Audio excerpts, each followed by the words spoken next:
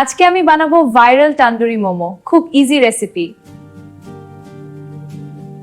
প্রথমে ময়দা, লবণ আর একটু তেল নিয়ে নেব।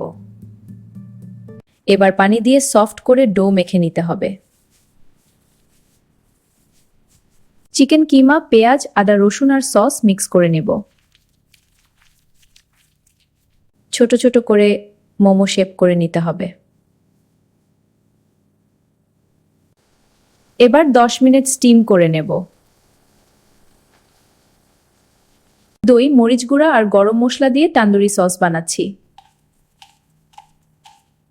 স্টিম করা মোমোগুলা ভালো করে মশলাতে মাখিয়ে নেব।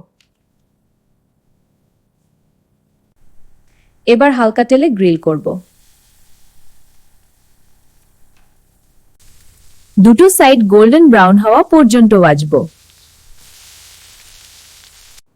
শেষে একটু বাটার ব্রাশ করে দিচ্ছি। ওয়াও, কি দারুণ গন্ধ! এবার সুন্দর করে প্লেটে সাজাচ্ছি। মায়ো আর চিলি সস দিতে ভুলবেন না।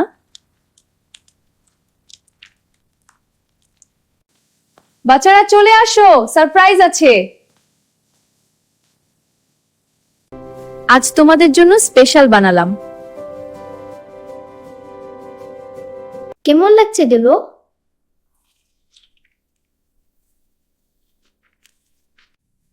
দেখো ভিতরে কতটা জুসি।